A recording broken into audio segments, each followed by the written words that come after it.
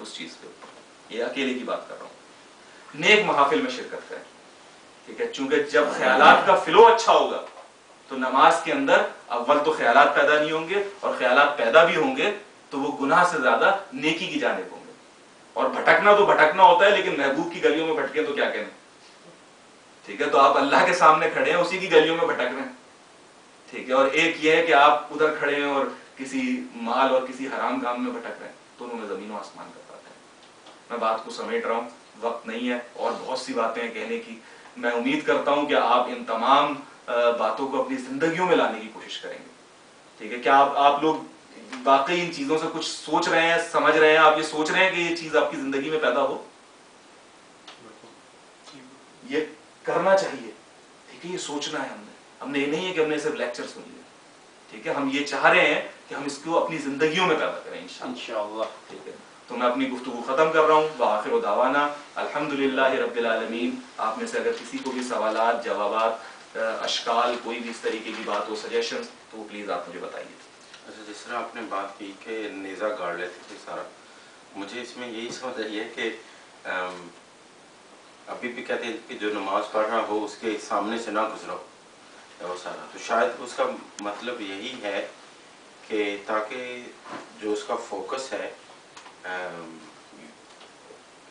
وہ ڈائیورٹ نہ ہو, اس کی اٹینشن جو ہے وہ آپ کی طرف متوجہ نہ ہو جائے, شاید اسی لیے نہیں گزرنا چاہیے.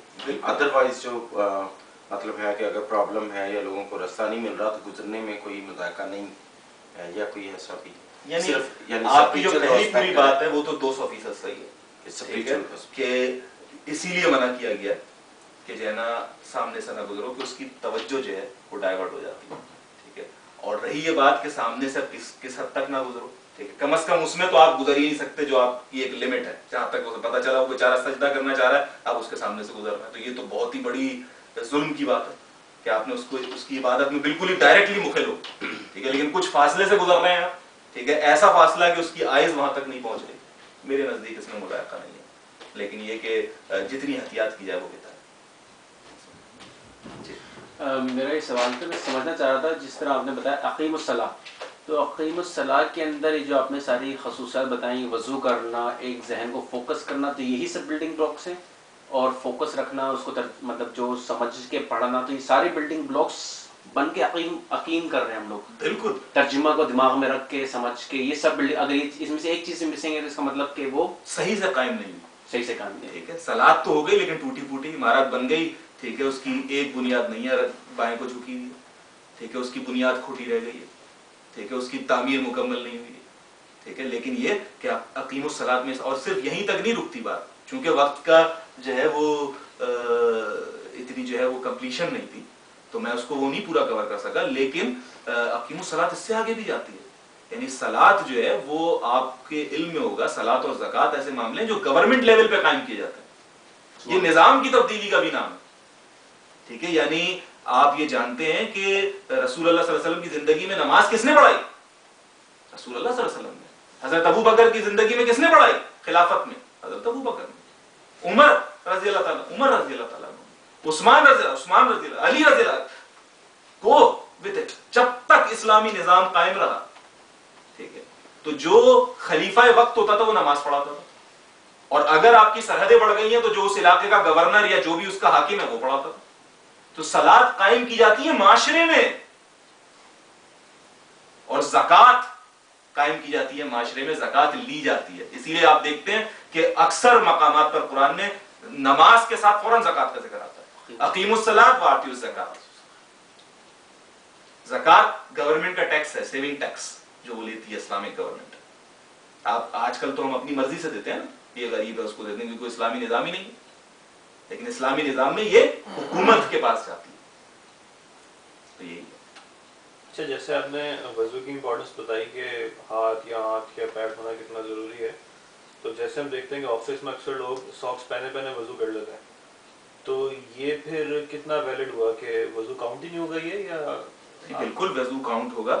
آپ یہ ذہن میں رکھیں کہ وہ اس کی شرائط ہیں جو مسح کی اجازت دی گئی ہیں, اس کی شرائط کیا ہے کہ پہلے تو آپ نے وضو کیا ہو بغیر موزے کے, اور اس کے بعد آپ نے ایک موٹا موزہ پہن لیا اس کے اوپر, ٹھیک ہے, جو پھٹا ہوا نہیں ہے, جس کے اندر کوئی جو ہے نا گندگی گھسنے کی چانس نہیں ہے, تو آپ کا پاؤں صاف ہے, اس کے اوپر ایک کورنگ ہے, ٹھیک ہے.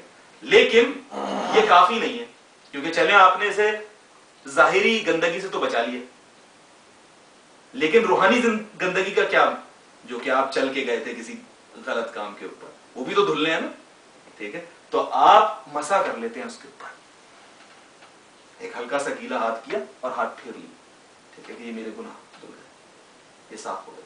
سو اٹس اے سمبل. بالکل یہی حال ہے تیمم کا. بھائی یہ بھی تو ہو سکتا تھا کہ اللہ تعالیٰ جہاں اتنی آسانیاں چاہتے ہیں وہ کہتے ہیں کہ اگر پانی نہ ہو تو بغیر وضو کے پڑھ لیا کرو,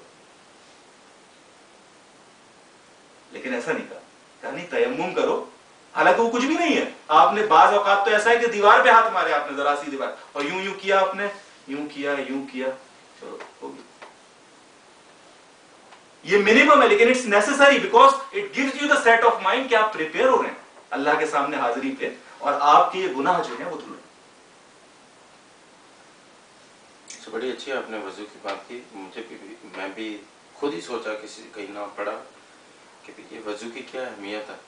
خود ہی تھا کہ انسان کو اللہ تعالیٰ چاہتا ہے کہ وہ پریپیئر ہو جائے مینٹلی کہ وہ کس کام کے لیے جا رہا ہے, اور نماز کی اہمیت. بے شک, اور اللہ تعالیٰ نے بہانے بنائے, وہ اتنا رحمان ہے نا, ٹھیک ہے. میں بعض اوقات سوچتا ہوں کہ اللہ تعالیٰ کی رحمت کو سوچ کے آدمی کو چکر آ جاتے ہیں. یقین کرو, جب وہ کہتا ہے کہ جی ایک اچھائی کے اوپر میں تمہیں 10 ریوارڈ دوں گا, میں تمہیں 700 گنا تک ریوارڈ دوں گا, روزے کا کوئی حساب ہی نہیں ہے جی, میرے ہی ایک دن میں کتنا دوں گا کچھ نہیں پتا, ٹھیک ہے.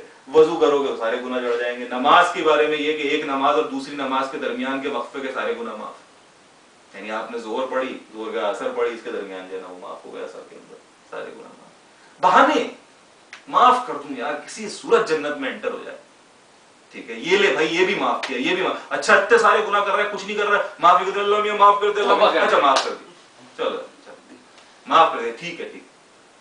زنا کیا تھا, معاف کر, گناہ کیا تھا, ہاں حق باقی رہ گیا. مسئلہ کب ہوتا ہے جب کوئی دوسری پارٹی بھی شریک ہو.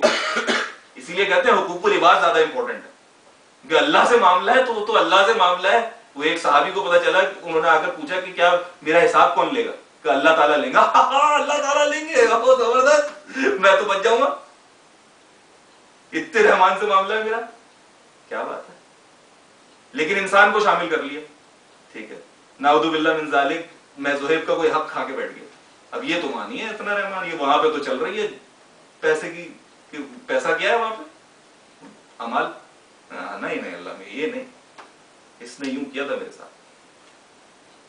پوچھا گیا کہ سب سے زیادہ مفلس آدمی کون ہوگا قیامت کے روز, تو صحابہ نے جواب دیا کہ اللہ اور اس کے رسول بہتر جانتے ہیں. رسول اللہ صلی اللہ علیہ وسلم نے فرمایا مفلس وہ ہوگا جس نے ساری زندگی نماز روزہ حج زکات کیا, ٹھیک ہے, لیکن جب وہ وہاں پہنچا تو کسی کا حق مارا تھا, کسی سے جھوٹ بولا تھا, کسی کی غیبت کی تھی, اس کے ساری اچھائیاں ان کے اکاؤنٹ میں چلی گئیں, اور پھر جب وہ بھی ختم ہو گئی تو ان کے گناہ اس کے اکاؤنٹ میں آ گئے. تو یہ سب سے مفلس انسان.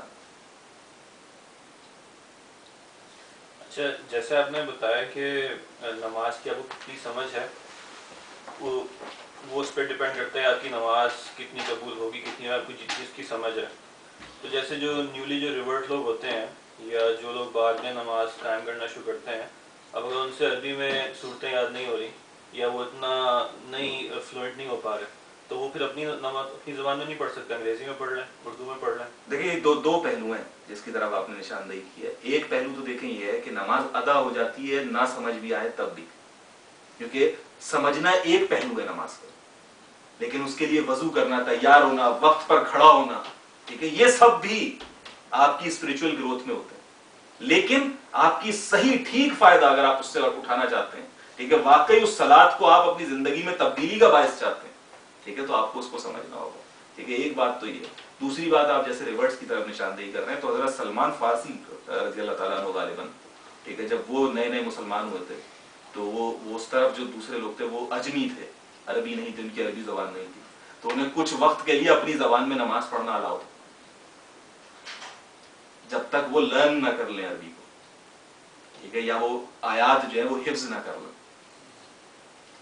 تو یعنی ہم بھی جو دعوت کے عمل میں جب ہم یہاں پر دے رہے ہوتے ہیں نان مسلمس کو, ہم ان سے کہتے ہیں کہ آپ کھڑے ہو جائیں, اور کچھ نہیں تو کہیں اللہ اکبر, اللہ اکبر, اللہ اکبر, اللہ اکبر, اور چاہیں. لیکن اصل چیز یہ کہ آپ بڑھ رہے ہیں کہ نہیں بڑھ رہے. آپ سیکھ رہے ہیں کہ نہیں سیکھ رہے؟